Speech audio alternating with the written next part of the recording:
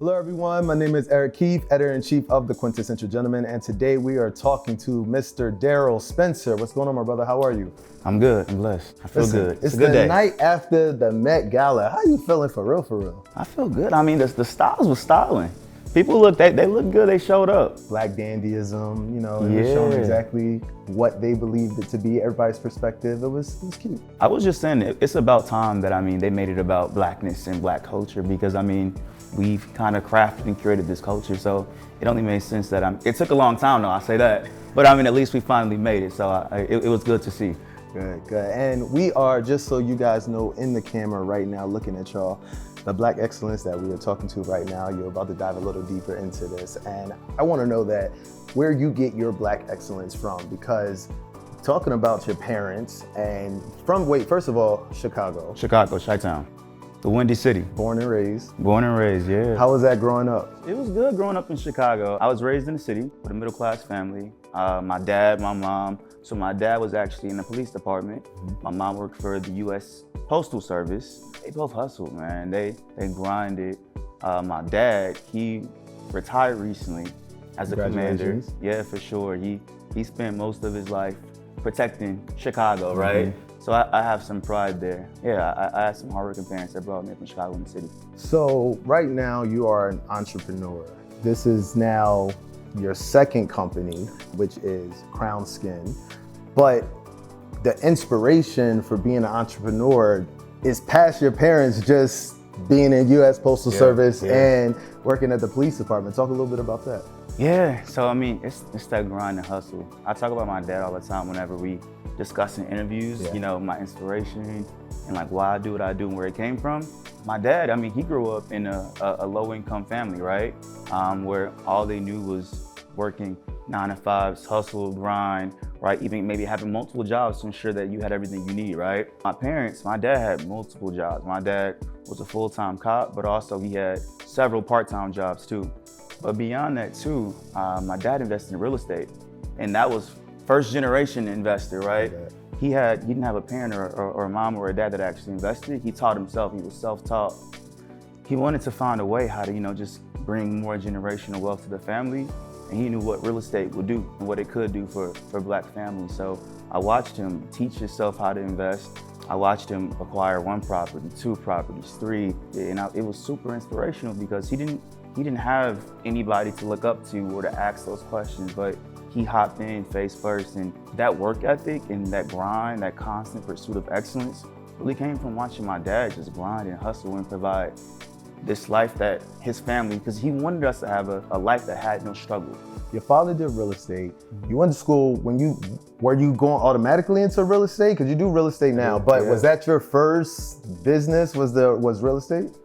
Fun fact, I didn't know what I wanted to do. Okay. I will say this. The one thing that I knew I wanted to do, I wanted to go into business somehow, right? So that's when I became an economics major. I went to a private liberal arts college where there wasn't an actual business administration degree. Econ was the closest thing to it. I wanted to make money, right? And I felt like majoring in some kind of, in one of the facets of business would give me, resources, access. So I wanted to start, and also I wanted to invest into real estate. And real estate came a little bit down the road after graduation.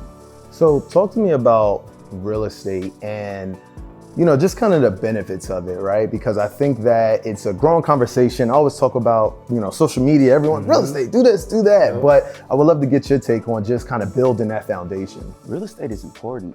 It's how you build wealth, generational wealth. Especially within us. It's multiple strategies, right, that you should be mindful of. One of my biggest things is I love appreciation. I look at a property, I want to make sure I'm investing in an area where we're seeing growth and strong growth. So maybe 5, 6, 7 years from now, I'm doubling, my ROI. So if I bought it for maybe $200K in 2020, I know that I've invested in an area that's seeing strong growth.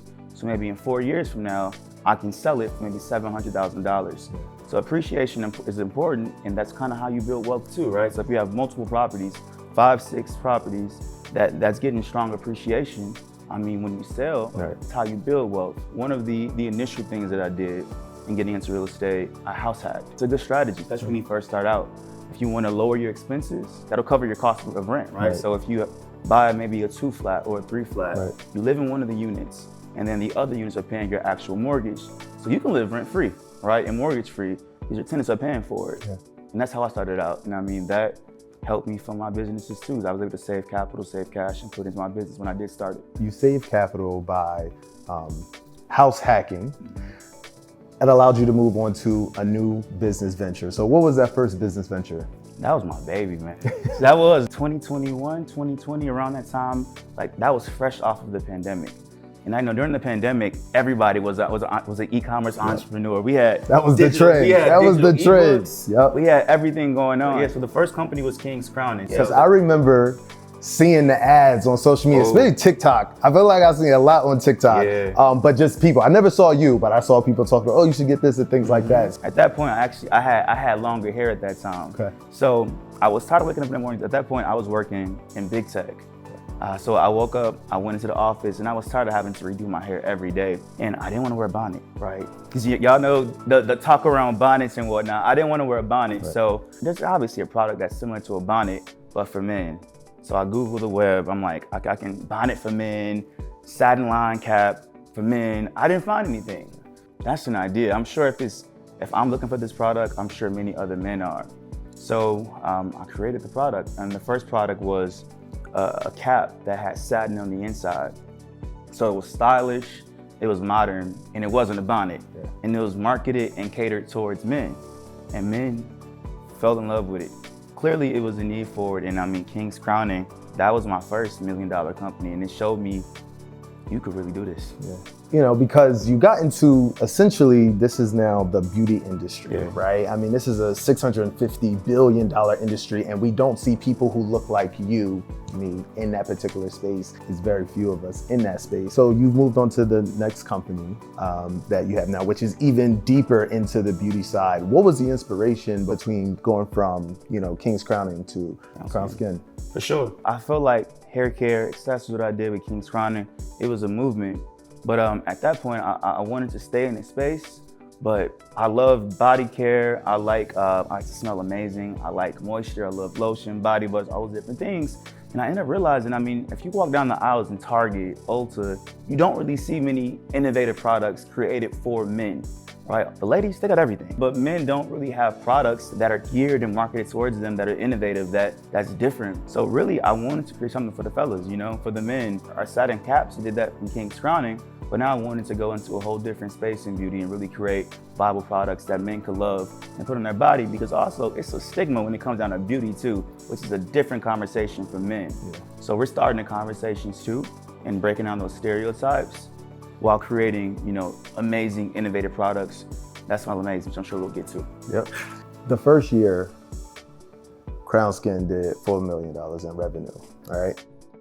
What was that experience in terms of, I mean, you've built something, you know, solely by yourself. Don't really have anyone to, I would say you haven't seen a blueprint of it and doing yourself, but were there people like mentors or people who reached out to you, or kind of how were you able to get to that point, but then also scale? For sure. Yeah, and being real with you, we did a little bit more than that too. Year one too. Okay. It's all exciting, but I take it back to my career. So prior to actually starting these businesses, I actually was in big tech. I jumped across big tech. I worked for Google, Meta, LinkedIn, and essentially my overall job was I was in digital advertising. So I worked with some of the biggest companies to ensure that they were scaling online, right? So say for instance, maybe, you know, at Meta, if you're working with the Chase Bank, right? They will come to Facebook/Meta, and they would say, all right, I'm working with this consultant at Meta. We have X, Y, and Z dollars to spend each quarter. Please help us grow, right? So I was doing this and helping these big companies grow, make millions online. And I realized that's huge, right? And I'm helping build these companies up, and I'm gaining some really tangible skills I can put into my own company and businesses. I maintain connections, right? They enjoyed, you know, our rapport, and I enjoyed working with them. I laid out great strategy. And also, you know, I was able to really maintain relationships. Candidly, initially when I first started the companies, I didn't really have too many mentors. Mm-hmm. And I think that's the story that many black men, right? And we're not a monolith as well. There's many black men that it's not their story. I can say for me personally, that was my story. Mm-hmm. YouTube University, that was my biggest My biggest mentor, Google, but also trial and error. I've learned a ton of lessons, and now entering a second company as well, we were able to do what we did in probably a few years with King's Crown and in 1 year with this company because of the lessons that I've been able to take. After King's Crown, and I mean, I did cold outreach too to many different mentors that I do have now that's done this, DMs, and now I have them in my life to ask questions at this larger of a scale, and now that I can reach out to and ask. Let's talk about Crown Skin. Let's talk about exactly what it is. So we merge the world of fine fragrances and moisture. Okay. I've been saying this a lot, so I'm gonna say it. So imagine rubbing your favorite cologne all over your body, but it moisturizes too. Okay. Long-lasting scents, long-lasting fragrances, that's what it is. So we call these body butter colognes. We got multiple fragrances. We started out with body butter colognes. That was our initial product. And then our second one was the complimentary body oil colognes. So if you don't like body butter, right, that's fine. We'll have a body oil for you too. That isn't the end though. We got more to come. Yeah. Awesome. So you talked a little bit about just kind of digital background and being able to work in these other companies. Lessons can the older generation learn from someone like you, someone who's been a part of social media, who grew up with it more than anybody else outside of the younger generation? I would love to get your feedback on that. Don't be afraid to be different and try outside things. Right? I feel like with Crown Skin and even King's Crowning, we have really out of the box marketing. We don't do traditional marketing where you'll probably see an ad or a commercial where they're just rubbing the body butter. Oh, it's great for the skin. Mind you, it's all those different things, but that's not gonna convert people immediately when they're scrolling on Instagram, TikTok. How do you stop them? Right? So we had to learn that and pivot. Now we have creative marketing. So if you see it, one of our most infamous ads and videos is the elevator video that most people see, right? It's a man and a woman in the elevator, right? The man has on Crown Skin. He smells good. He smells amazing. She smells it, right? The elevator opens and she chases him. It's really captivating and engaging content like that really helps propel the company and the business. But we're only there because we wanted to take a step outside of the box and try different things. So I will say, step out of the box, be okay with being uncomfortable, and try new things, honestly. And then what can we look forward to from Crown Skin? Oh man, some things I cannot say, but we got some Give us something, a little something. We got some really exciting things. Okay. That's happening. More products? More products for sure, right? Okay. So I envision Crown Skin being a one-stop shop for everything men's grooming, right? Okay. Anything a man need and wants, right? We're gonna offer, but also things that you may not think you need or want, we're gonna showcase it to you, and you're gonna realize you need and you want that too. I envision retail. Retail will be huge. We are doing really well from a D2C perspective, right? Online and e-commerce. So we really want to diversify as well and also show up across retail and on retail shelves. They're asking for it.